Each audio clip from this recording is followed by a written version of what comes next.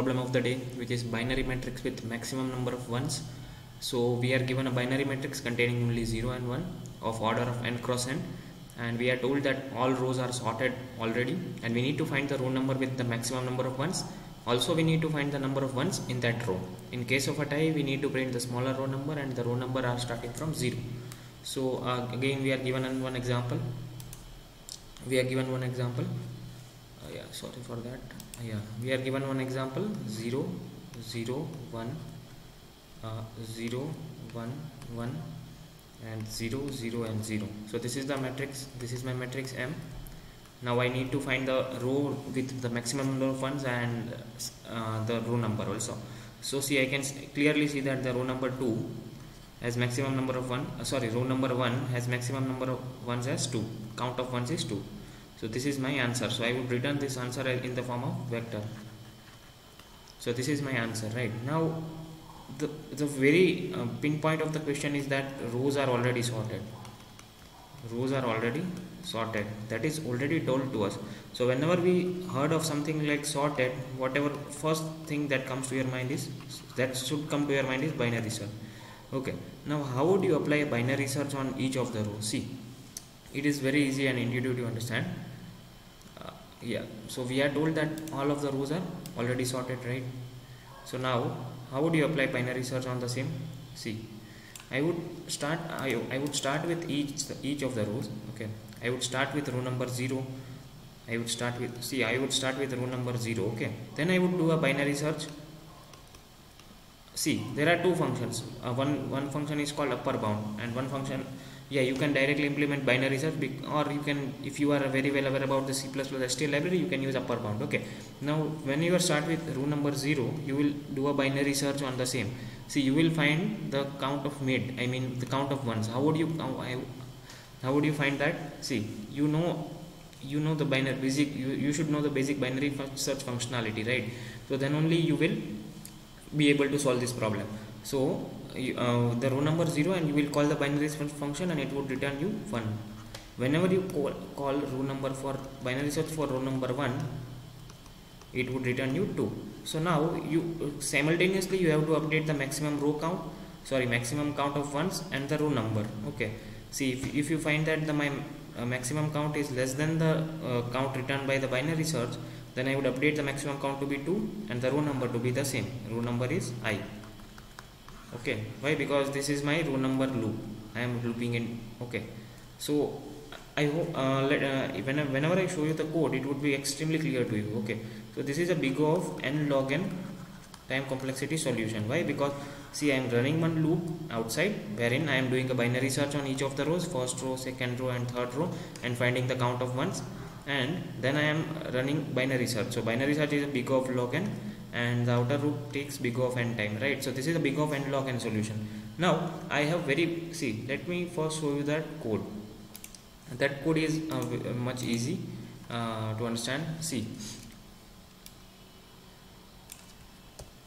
let me uncomment it. Okay, so what I am doing, I am maintaining one count called maximum row, the row, and the maximum count 0. Now I am calling one function find, which is a binary search function on the given row, and we are told that we are having n cross n matrix, right?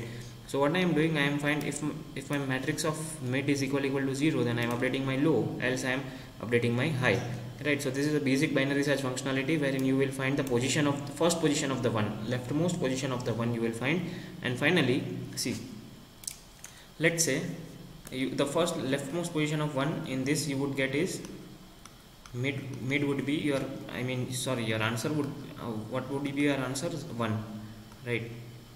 And what is n? N is 3. So finally you would return 3 minus 1, which is 2. Okay, so here you would get the first leftmost position of 1 as index 1, right? So then finally you would return n minus mid, or n minus answer. What is n? N is the total number of columns, or the size of the matrix, size of the row. So that is 3, and 3 minus 1 is 2. Okay, so I hope that is clear to you. And if my answer is minus 1, see, if my answer is minus 1, that means that row does not contain any number of ones. So then finally I would return 0, or else I would return n minus answer, and finally I would return this matrix, this vector, maximum row and maximum column. So this is very intuitive and simple to understand. Now the biggest tweak in this is, you are told that you have to solve this problem using big O of n complexity. How would you do that? See, this is the biggest, this is very easy and very intuitive to understand, but yeah, you should solve using both the approaches, right? It is told in the question that, see, it is told in the question that you would need to solve this in the big O of n time complexity and big O of 1 space. Okay, how would you do that?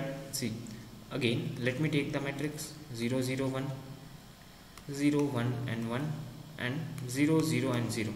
Now see, the peak point, or I would say the solution lies in the question itself, that rows are already sorted. See, the rows are already sorted. That means either you could apply binary search, or you could think something of two-pointer approach. See, why two-pointer approach? Because you know that rows are already sorted, right? So that means all of the, since it is a binary matrix, and the rows, each of the row, this is row number 0, 1 and 2, all these rows are already sorted, right? So that means all of the ones would be on the end only, right? All of the ones would be on the end only. You see, all of the ones should be at the end of the array, right? End of this row, end of this row, and end of this row. So let me now devise you the solution, or devise you the strategy. See, you will start with each of the row, I equal to 0 and j equal to, you will take n minus 1. Okay, you will take j equal to n minus 1. N minus 1 means the column number, last column, right? Because you know that all of the ones, since rows are already sorted, all of the ones would lie in the end of the array, right? I would say in the last columns only, right? So you would start with I equal to 0 and j equal to n minus 1, correct? Now first you will check if my matrix of I or j is equal to 1. Oh yeah, it is. If it is equal to 1, then I would see, I had taken two variables, right? mr and mc. This is the row number and this is the maximum one count, right? So for mr maximum row, I would say this, since I have found a 1, this could be my probable answer, right? I am not sure if it is my answer, but this could be a probable answer. So in my mr I would source 0. Why? Because this is row number 0, this is row number 1, and this is row number 2, correct? So I would keep my mr as 0 temporarily, right? Now I would start at backtracking from j equal to 0, right? So now I would start one more loop while j is greater than or equal to 0, and I would check parallelly the condition matrix of ij. If my matrix of ij is 1 and my j is still greater than or equal to 0, then I would simply do j minus minus. So let's say I first am checking for this row only. See, I am at 0th row only, right? Now I am checking that if my j is greater than or equal to 0 and matrix of ij is also 1, right? So I would then decrement my j count. So then now my j pointer is at this point, okay? But the biggest tweak is that, see, I have updated my j pointer, right? Now at this point, this is a 0, right? Now again this loop will exit, right? Because while, see, j is still greater than or equal to 0, but my matrix of ij is 0. So that does not make sense. Now when I come out of this loop, I have to update this count variable mc, right? What is my mc? Mc would be equal to n minus j, correct? What is n? N is 3. What is my j as of now? J is 1, so 3 minus 1 is 2. Okay, now I would parallelly update I. Now I am at this row. Okay, now I am at this row. I am again checking that if my matrix of ij is equal to 1. Yeah, it is equal. See, now j, I am not updating j pointer. See, j was here at this point, and now j is at this point only. Okay, now I am checking if my matrix of ij equal to 1. Yes, then I need to update, because this can be a probable answer. So my maximum row now is 1, and again I am checking while j is greater than or equal to 0 and mat ij is 1. So again I am incrementing my j, decrementing my j. Now my j is at this point, okay, this point, and but now I am seeing that it is a 0. So I will exit the loop, and what would be my count? Count would be my again n minus j. Sorry, yeah, it would be n minus j. So 3 minus 2, sorry, n minus j minus 1. This is 3 minus 2 minus 1.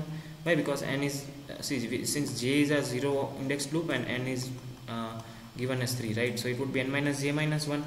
So what is n? N is 3 and j is 0 now, so 3 minus 0 minus 1, which is 2. So I need to update my maximum count. See, now let me show you the code. I would explain it again if you are not getting it. See, I am starting from the 0th row and the nth column. Okay, now see, since n is given as 3 and we are having 0 based indexing, so that was the case. So now I will iterate till while my I is less than n and my j is greater than or equal to 0.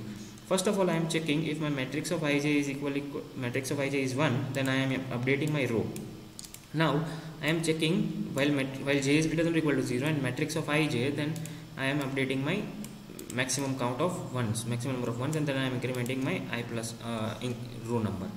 I think that most of you might have got it, but if you are not, see, let me simplify it.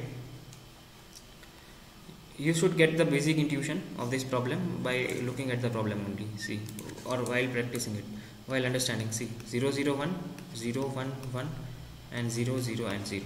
Now I know that rows are sorted, right, and I need to solve this problem in big O of n time.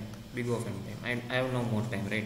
So then you know that all of the ones would be at end this end positions only, right? Means I mean that since the rows are already sorted, all the ones would have been accumulated. All the ones are accumulated towards the end only, right? So now if in my first row, see, if I find a 1, then I make a probable candidate. See, I update my MR to be 0, right? If I find that if it is a 1, then I would update my MR to be 0, and MC would be n minus j minus 1, right? So now I am iterating in the loop. I am starting from here and going back to see what is the, see, in binary search also we find that we found the position of the mid, right? Means the leftmost position of the one in a particular row. So in this also I am doing that only. But see, now if you know that this is a 0, right? If it is a 0, then I am at j is at now this position and this is a 0, so my loop will be exiting and I would update my MC to be n minus j minus 1. What is my n3? J is 1 and minus 1 means that is 1, so my MC is 1. So I have completed the iteration for the first row. Now when I move to the second row, my j is at this position only yet. See, the very important fact is that, see, if my matrix of ij is equal to 1, see, in binary search we were checking for all of this, right? I was checking for this, then I was checking for this, and I was checking for this. That was increasing my complexity, right? But I definitely know that if my current matrix of ij is 1, then I do not need to check on the right hand side. Because since the rows are already sorted, all of the right positions of the one would always be 1 only, right? So that is the trick in this problem, or this is the peak point in this problem. Sorry, see, let me take one more example, one big example. Okay, this is a big of n solution, so that is why it is taking time.